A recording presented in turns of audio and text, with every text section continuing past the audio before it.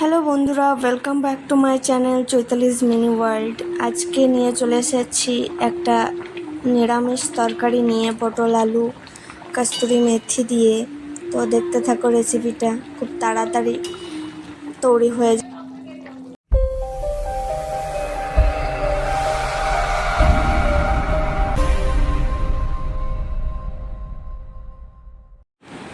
তো চলো শুরু করা যাক।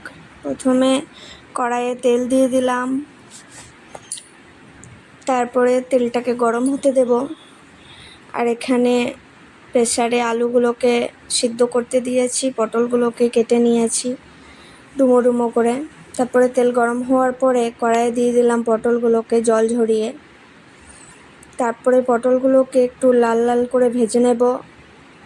যতক্ষণ না লাল লাল করে ভাজা হচ্ছে ততক্ষণ কড়াইয়ে নাড়তে থাকতে হবে। তারপর একটা পাত্রতে তুলে নিলাম পটল ভাজাগুলোকে।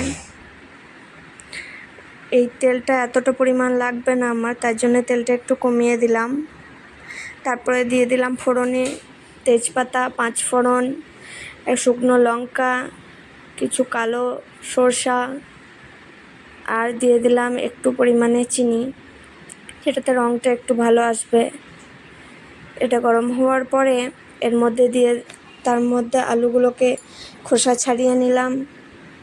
আর এর মধ্যে মশলা দিয়ে দিলাম, যেহেতু নিরামিষ তাই আদা আর জিরে বাটা। তারপরে দিয়ে দিলাম হলুদ গুঁড়ো। এই চলে এসেছে আমার মশলার ঝুড়ি, সেখান থেকে শুধুমাত্র কাশ্মীরি লঙ্কা গুঁড়োটা দিয়ে দেবো। তারপরে এটাকে কষতে থাকতে হবে, যতক্ষণ না উপর থেকে তেল বেরিয়ে আসে ততক্ষণ কষতে হবে। তারপর মশলাটা কষা হয়ে গেলে তার মধ্যে দিয়ে দিতে হবে খোসা ছাড়ানো আলুগুলো এবং পটল ভাজাগুলো। তারপরে সেটাকে ভালো করে নাড়াচাড়া করতে হবে।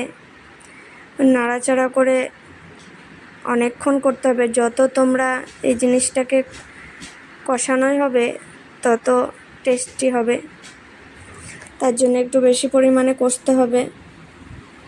তারপরে পরিমাণ মতো লবণ দিয়ে দিলাম। তারপরে এটাকে নাড়াচাড়া করে এর মধ্যে দিয়ে দেব পরিমাণ মতো জল। বেশি জল দিলে হবে না, পরিমাণ মতো জল দিতে হবে, যেহেতু আমার আলুগুলো সিদ্ধ, পটলগুলো ভাজা। তারপরে এখানে কস্তুরি মেথিটা একটু গরম করে নিলাম। আর গরম করার পরে এখানে কাঁচা লঙ্কা চেরা দিয়ে দিলাম। তারপর কস্তুরি মেথিটা দেওয়ার পরে আপনারা চাইলে ধনেপাতাটা দিতেও পারেন, নাও দিতে পারেন। আমার কাছে ছিল তাই আমি ধনেপাতা দিয়ে এটাকে নামিয়ে দেব। তারপরে রেডি আমাদের পটল আলুর তরকারি। রুটি দিয়ে চাইলেও খেতে পারেন, ভাত দিয়েও খেতে পারেন। তো আজকের মতো এখানেই শেষ। কেমন হলো জানাবেন, আর ভালো থাকবেন, ভালো রাখবেন সবাইকে। Tata, bye bye. আবার নেক্সট কোনো ভিডিও নিয়ে দেখা হবে।